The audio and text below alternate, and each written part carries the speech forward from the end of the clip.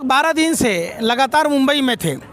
हम लोगों ने लगातार कोशिश की, अमिताभ बच्चन के घर के बाहर, अनुपम खेर के बाहर। हमने जूहू थाने में रविवार के दिन ही ज्ञापन दिया था। वहाँ परमिशन नहीं देने के बावजूद हम लोगों ने उनके घर के बाहर प्रदर्शन किया। हम मेरिन ड्राइव थाने में वहाँ मुंबई में बंद भी थे।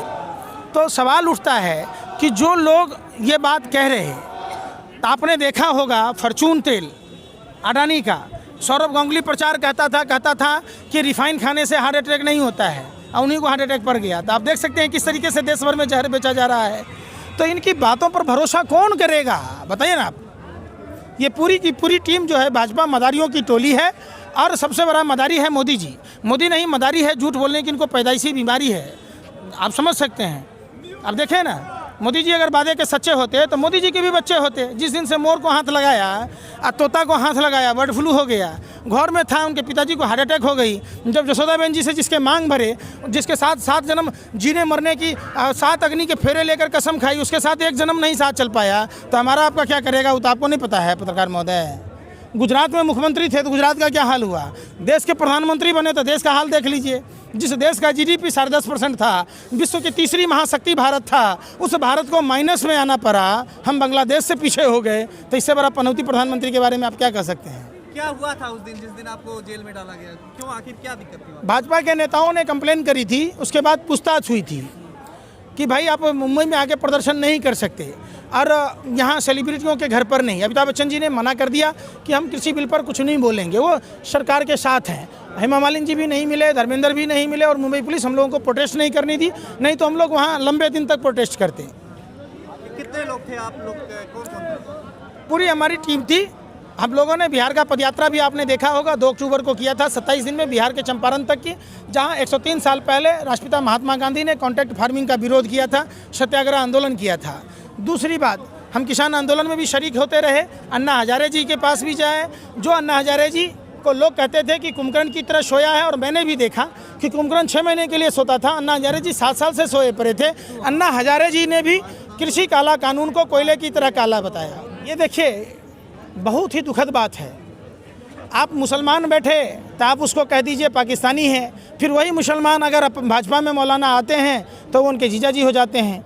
जो वहाँ बाजार लड़कियाँ बैठी होती हैं, महिलाएं बैठी होती है, आप उनको बाजारू और बेश्या कहते हैं। जब भाजपा में आ जाती हैं तो वो सब कुछ ठीक हो जाता है। बिहार में जब चुनाव होता है तब आप उसको नक्सली कहते हैं, जब बिहार में आपकी सरकार बनती है तो सब कुछ ठीक हो जाता है। और वही देखिए, शारदा घोटाले का मुख्य अभियुक्त मुकुल राय शुभेंदु अधिकारी है, जो मुख्य अभियुक्त था, जब वो बीजेपी में आ गया तो उस पर जांच तक नहीं होती है। जो टीएमसी में विधायक इस्लाम लाम का विधायक था, जिस पर लगातार रंगबिल्ला दोनों बांग्लादेशी होने का आरोप लगाता था, वो जब बीजेपी में आया तो देशभक्त हो गया। जिस ज्योतिरादित्य सिंधिया पर झांसी की रानी लक्ष्मीबाई के खिलाफ षड्यंत्र रचने का उनके घरानों पर आरोप था, जब बीजेपी में आया तो देशभक्त हो गया। जो चंदन तस्कर, हाथी दांत के तस्कर वीरप्पन की बेटी बीजेपी में आई तो पाक साफ हो गई। जब फारूक अब्दुल्ला वाजपेयी सरकार में मंत्री थे तो देशभक्त थे, जब चले गए तो देश विरोधी हो गए। जब महबूबा इनके साथ 3 साल मुख्यमंत्री बनाई तो इनकी बहन थी। वही ममता बनर्जी जब इनके साथ गठबंधन में थी तो इनकी बहन थी। बाद में यो आप समझ सकते हैं। तो क्या, कैसे ये समाधान होगा आपको लगता है? सरकार भी पीछे हट नहीं रही है, आप लोग भी पीछे नहीं हट रहे हैं। गोरे अंग्रेज पीछे हटा था तो उनके दलाल और मुखबिर पीछे हटेंगे कि इनको हटा के हम किसान मानेंगे ना भाई। हम जंगली जीव जंतुओं को भी कुत्ता समझ के डठियाते हैं। ले लिया किसान से। आप समझिए, ये देश भर के किसानों को कश्मीर से कन्याकुमारी तक भारत एक है, एक था और एक रहेगा।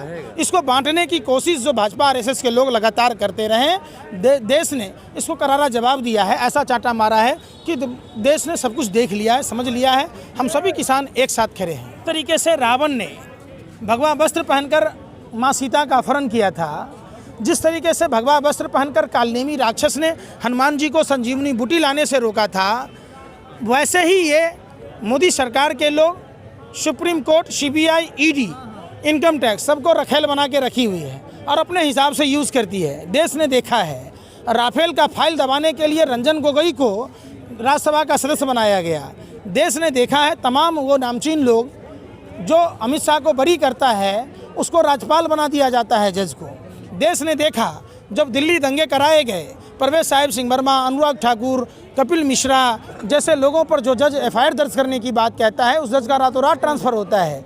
जो जज गुजरात में और हिमाचल में पीपीए किट घोटाले का संज्ञान लेता है, उस जज का रातों रात ट्रांसफ़र करा दिया जाता है। देश ने देखा है जिस लोया जज ने तारीपार को तारीपार कहा, तारीपार कौन होता है? समाज में रहने लायक नहीं। जब हमारे देश का गृह मंत्री तारीपार होगा जो समाज में रहने लायक नहीं है, तो सीबीआई के कस्टडी से सोना ही न चोरी होगा, देश का यही हाल ना होगा। जिनका काम सांप बिच्छू पकड़ने का था उनको हम लोगों ने शासन सत्ता दे दिया तो क्या हो? देखिए, जो कहता था अपने को माँ गंगा का लाल, वो निकना अंबानी अडानी का दलाल। जिस तरीके से देश के 70% लोग कृषि पर आधारित है, भारत की अर्थव्यवस्था कृषि पर आधारित है। वहाँ खेतिहर मजदूर हैं, पल्लेदार हैं, मुनीम हैं, आड़ती हैं, दैनिक मजदूर हैं जो खेतों में काम करते हैं, ट्रांसपोर्टर हैं, तमाम जो वो लोग हैं उन पर आधारित है। सरकार पहले इस आंदोलन को जाति, धर्म और भाषा और प्रांत के नाम पर कुचलने की कोशिश की। जिस तरीके से हमारे किसान भाइयों को खालिस्तानी कहा गया, भरवे शब्द का इस्तेमाल किया गया, टुकड़े टुकड़े कहा गया, आतंकवादी कहा गया, चाइना पाकिस्तान से कहा गया, जब पूरा देश के किसानों ने समर्थन दिया तो सरकार अंदर से घबराई हुई है। और सरकार फिर वही कुत्सित प्रयास सुप्रीम कोर्ट के माध्यम से, जिस तरीके से रंजन गोगोई के द्वारा राफेल में जो चोरी हुई, जब हिंदुस्तान एरोलैंडिस लिमिटेड था, राफेल के फाइल दबाने के चक्कर में सुप्रीम कोर्ट के मुख्य न्यायाधीश रंजन गोगोई को राज्यसभा सदस्य की दलाली दी गई। ठीक उसी तरीके से आज फिर देश के अन्नदाता पालनहार किसान भाइयों के ऊपर जबरन वही कमेटियों में लोग लाए जा रहे जो लोग सरकारों के नुमाइंदे बनकर काम कर रहे। वो हाँ, सुप्रीम कोर्ट ने रोक लगा दी है तो अब आप लोग घर नहीं चले जाना चाहिए हैं? आप क्या कहना चाह रहे हैं कि हम अपने आने वाली नस्लों को खराब कर ले हैं? आप सुप्रीम कोर्ट कहे ना कि ये कानून वापस हो गया, बात ही खत्म है ना भाई। होल्ड क्या होता है? फिर चालू होगा तो फिर हम नए सिरे से काम करेंगे। तब तक आप हम पर कार्रवाई कर दीजिएगा, हमारे किसान नेताओं को जेल के अंदर बंद कर दीजिएगा। आपकी मंशा यही है? आप पत्रकारिता करते हैं कि भाजपा IT सेल की तरह काम करते हैं? हमको बताइए आप। नहीं, ये सरकार फिर वही बात, देश ने देखा है कि देश में CBI हो, सुप्रीम कोर्ट हो, ED हो, IT हो, मोदी सरकार की रखेल बनकर काम कर रही है। ऐसे में हमें किसी चीज़ पर भरोसा नहीं है। 4 सदस्यीय समिति बनाई गई, उनमें से एक मेंबर हैं भूपेंद्र सिंह मान, उन्होंने समिति छोड़ दी, क्या कहेंगे इस पे? उनको एहसास हुआ ना, वो किसानों के नेता हैं, उन्होंने इस किसान बिल का समर्थन किया था, आज उनका जमीर जागा है, इसके लिए हम उनको तहे दिल से शुक्रिया अदा करते हैं। सुनिए, कहा जाता है प्रायश्चित बहुत बड़ा चीज़ है। आप भगवान उनको सद्बुद्धि दिया और उन्होंने हमारा समर्थन किया, देश के अन्नदाता किसान भाइयों का समर्थन किया, इसका तहे दिल से शुक्रिया अदा करता हूं। तहे दिल से शुक्रिया प्रकाश सिंह बादल जी का भी करता हूं जिन्होंने भाजपा सरकार से समर्थन वापस लिया। हम शुक्रिया उद्धव ठाकरे जी का भी करता हूं जिन्होंने किसानों आंदोलन के लेके मोदी सरकार को चेताया और भाजपा से अपना गठबंधन तोड़ा। समझिए, चूँकि ये वही लोग हैं, देश के चंद गद्दार लोग हैं जो अपने ही देश के लोगों को परेशान कर रहे हैं।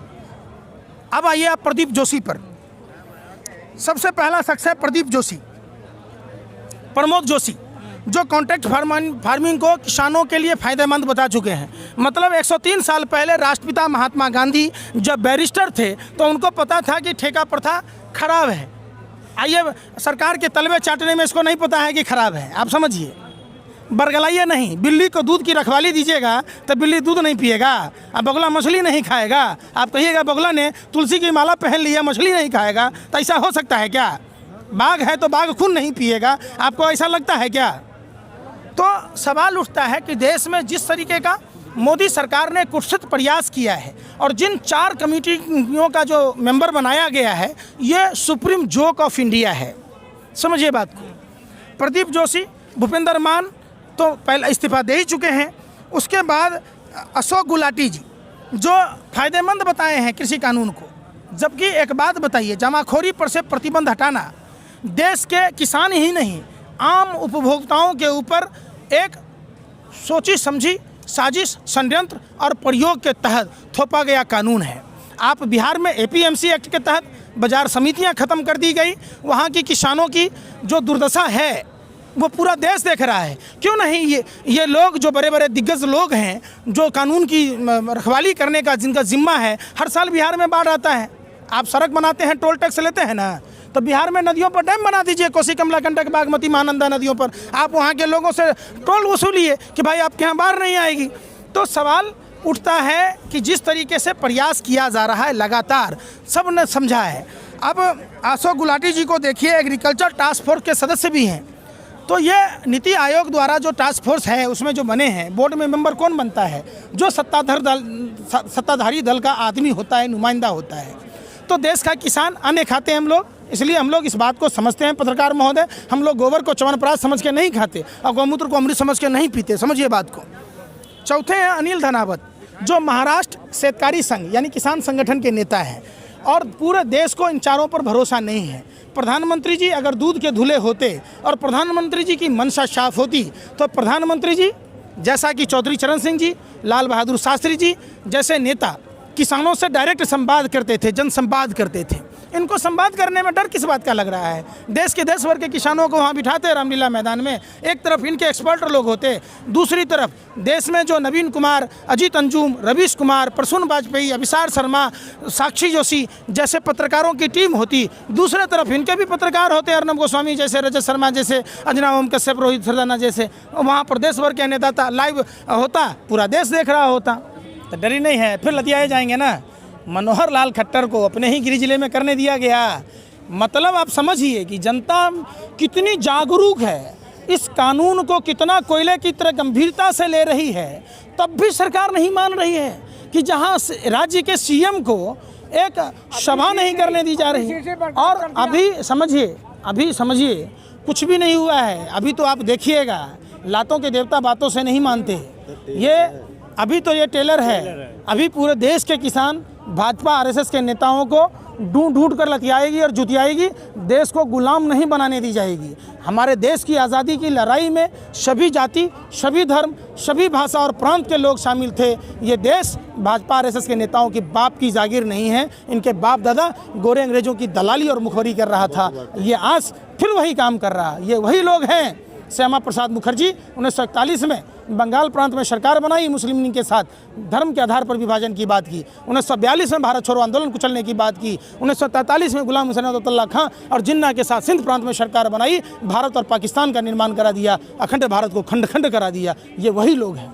आप कह रहे हैं जुतियाएंगे इनको, क्या हिंसा करेंगे आप लोग? ऐसा हिंसा है। अरे एक बात बताइए, जब आप जबरदस्ती आकर हमारे घर पर बनिएगा, सिविल डिफेंस का हमको राइट नहीं दीजिएगा, कैसे पत्रकारिता करते हैं आप? भाजपा के आईटी सेल की दलाली कर रहे हैं आप। मतलब आप जबरन हम पर नहीं न थोप सकते भाई, हमारी आने वाली नस्ल खराब हो जाएगी। आप कहते हैं विरोध नहीं कर सकते, कहाँ का नियम है बताइए? आप भी तो हम में से ही हो। तो यानी आप लोग विरोध प्रदर्शन अभी जारी रखेंगे? बिल्कुल। आपको नहीं दिख रहा है महात्मा गांधी के आदर्शों पर पूरा देश चल रहा है, अहिंसा पूर्वक आंदोलन चल रहा है। आपने देखा ये भाजपा का भारत बंद है कि ट्रक का शीशा फोड़िएगा, कुछ होता है? आप खबरों में बने रहने के लिए फोरम 4 को सब्सक्राइब करें और नोटिफिकेशन पाने के लिए बेल आइकन दबाएं।